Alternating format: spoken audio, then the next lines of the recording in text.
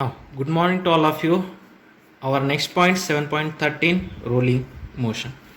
Then you have already discussed that the rolling motion is nothing but it is the combination of translation motion as well as rotational motion. Okay, means rolling is the combination of translation motion and rotational motion. Okay, it is the combination of translation motion and rotational motion. Now suppose this is the surface. Now consider this is the surface. On that surface one disc is rolling without slipping. Okay, now consider a disc having its radius is r. That disc is rolling without slipping. Okay, now this is the axis. Okay, now on that axis we have to take a center of mass point C. Okay, now we have to take a center of mass point C. Okay, consider a center of mass point C. Okay, now when that disc is rolling in that direction, means that disc is continuously rolled out. Okay, we have to take a any point. Suppose we have to take a point P1 here, now point P0 here, that point P1 here, P0 here, or any point P2 is here. Now we have to see here all points. Now when the P1 is the point, okay, then what is the direction of velocity at here? The direction of velocity when that disc is rolling in that direction, means rolling in that direction.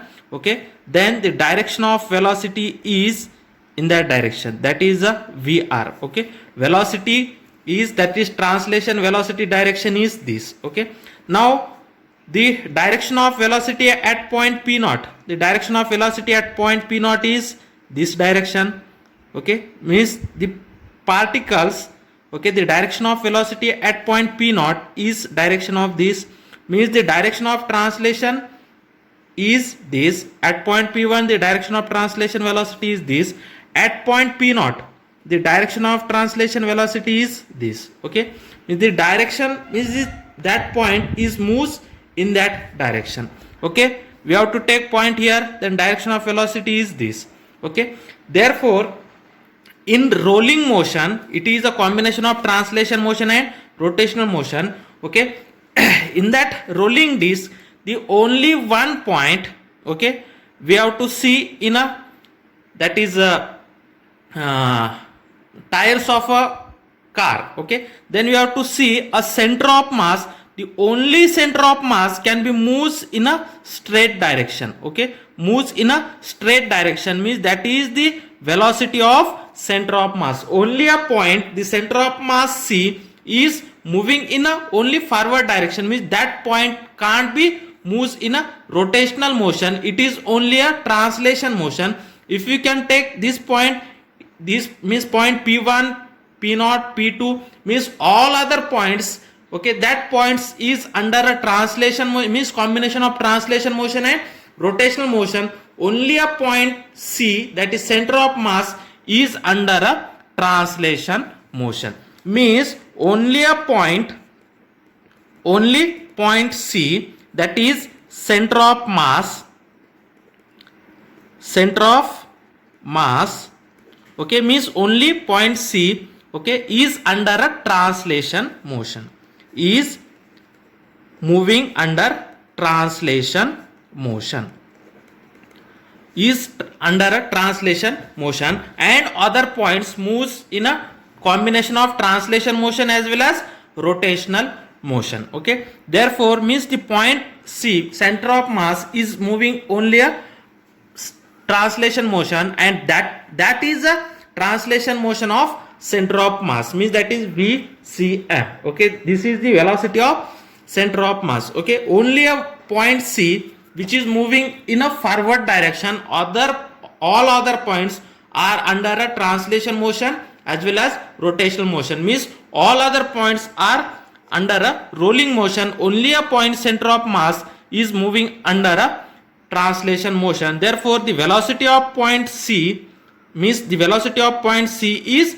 VCM, means this is the velocity of all particles in a translation motion. Therefore, the translation velocity of all that disk is a VCM. Means only one point is under a translation motion. Okay, all other points are a combination of translation motion and rotational motion. Okay, now we have to see at point P.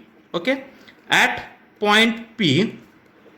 Okay, at point that is P naught. Okay, at point P naught. Okay, at point P naught, what is the direction of translation motion?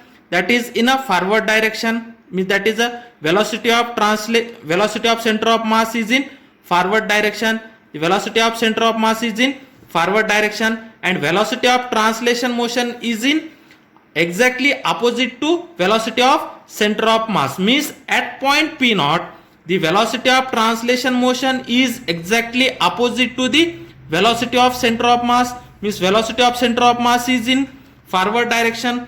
Means at only point C, okay, that particles is under a translation motion. Okay, and its a velocity, is velocity of center of mass, that is VCM. Means at a point C, only particle C, means that is center of mass, is moving under a translation motion. All other particles moving under a translation motion as well as rolling motion. Okay, then at point P naught, okay, at point P naught, the translation velocity VR is exactly opposite to the velocity of center of mass. Means at point P naught, translation velocity that is VR is exactly opposite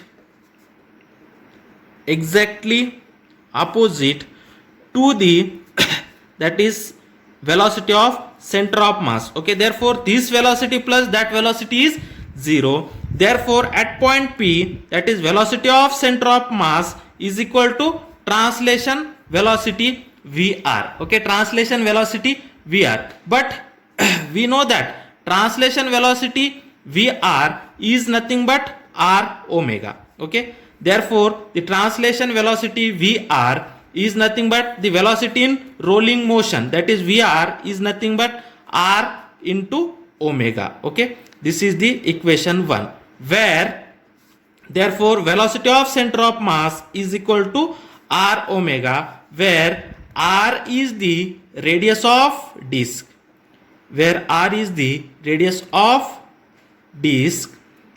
and omega is the angular velocity.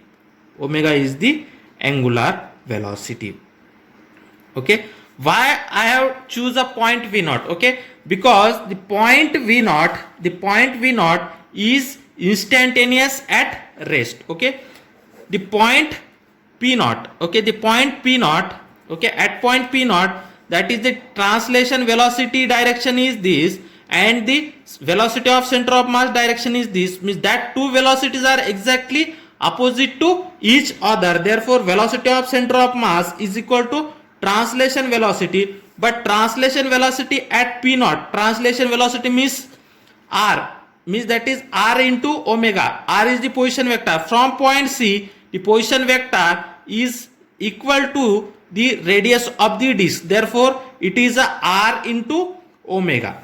Okay, we know that the translation velocity V is equal to R into omega, where R is the position vector. Means position vector means from center to that point. What is its position vector? That is equal to the radius of the disk, and omega is the angular velocity. Therefore at point P, the translation velocity is exactly opposite to the velocity of center of mass. Therefore the translation velocity, that is velocity of center of mass, is equal to translation velocity at point P. But we know that translation velocity is equal to R into omega. But here in that case, that position vector R is radius of the disk and omega is the angular velocity. Therefore the velocity of center of mass is equal to R into omega. Okay, therefore as point P, that point P is instantaneous at rest. Okay, point P naught is instantaneous at rest. Means each time the point P naught is continuously touches with a surface, therefore with respect to surface, that point P naught is rest. Means the point P naught is instantaneously at rest. Therefore this is the necessary condition. Therefore equation 2 is the essential condition for rolling motion. Okay, therefore equation 2 is the essential condition for rolling motion.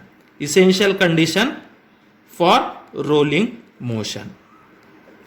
Okay, we have taken other point, then that is not a essential condition. Means only a point P, that point P is instantaneously at rest with respect to that surface. Means when that object is rolling, the point, only one point is touches to the surface, therefore that point is P naught. That point P naught is essentially, means instantaneously at rest with respect to the surface, therefore point P is instantaneously at rest with respect to the surface, therefore this is the necessary condition for a translation, for a rolling motion. Therefore the essential condition for rolling motion is the velocity of center of mass VCM is equal to R into omega. Okay, this is about a rolling motion. Therefore the velocity of center of mass is equal to R into omega. This is the condition for,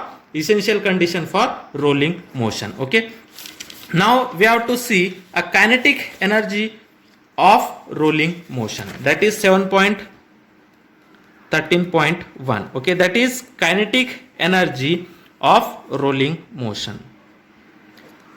Kinetic energy of rolling motion. Okay, what is the kinetic energy of rolling motion? Okay, then you know that rolling motion is nothing but a translation motion as well as rotational motion. Therefore kinetic energy okay, kinetic energy means that total kinetic energy in rolling motion, that kinetic energy is nothing but kinetic energy of translation motion, kinetic energy of translation motion, okay, plus kinetic energy of rotational motion.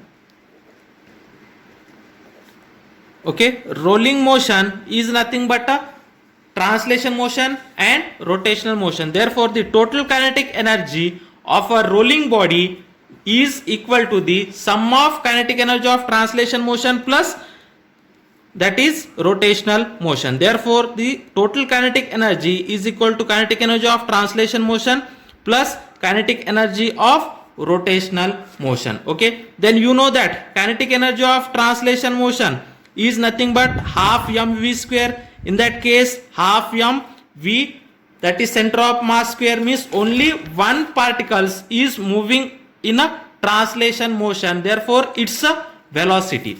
Therefore the kinetic energy in translation motion is half mv square, means that in place of v the velocity is velocity of center of mass. Therefore kinetic energy in rotational motion, kinetic energy in translation motion is half mv cm square, means half m velocity of center of mass square. Okay, then kinetic energy in rotational motion, then the equivalent of kinetic energy in rotational motion is equivalent of half that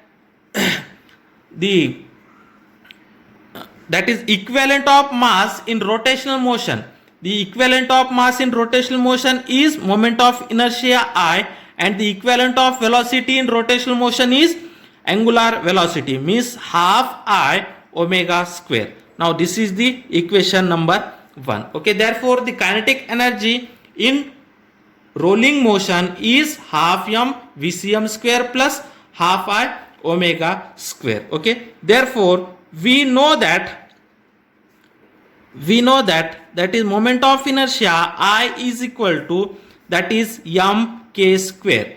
Okay, we know that I is equal to m k square, where m is the mass of the body, where k is the radius of gyration. Okay, then that I is equal to m k square put in equation 1, then equation 1 become total kinetic energy is equal to half mv center of square plus half mk square into omega square. Now this is the equation number 2. Okay, and we know that in rolling motion, v center of mass, v center of mass is equal to r into omega. V center of mass is equal to r into omega. Okay, from that omega is equal to v center of mass divided by r. Okay, v center of mass is nothing but r into omega. Therefore omega is equal to v center of mass divided by r. Okay, then put this value in equation 2. Okay, then equation 2 becomes, okay, putting this in place of omega, then equation 2 becomes that is total kinetic energy is equal to half mv center of mass square plus half mk square. In place of omega we have to put vcm by r, therefore it is nothing but vcm square divided by r square. Okay, from that we have to take a half m vcm square is common, therefore half m vcm square is common, then here is remaining 1, half m vcm square is common, therefore here is only remaining k square by r square. Therefore the kinetic energy in rolling motion is half m vcm square into 1 plus k square by r square. Okay, this is the kinetic energy of any rolling body. Okay, that is for a disc we have to apply that kinetic energy formula, that is half m vcm square into 1 plus k square divided by r square. This is we have to apply for any rolling body, that is either disc or that is ring or sphere or any rotating body. Then we have to use this kinetic energy formula, that is kinetic energy of rolling body is half m, where vcm is the center of mass, that is velocity of center of mass, that is vcm square into 1 plus k square by r square, where k is the radius of gyration, where r is the radius of that object. Okay, where m is the mass of that object, vcm is the velocity of center of mass.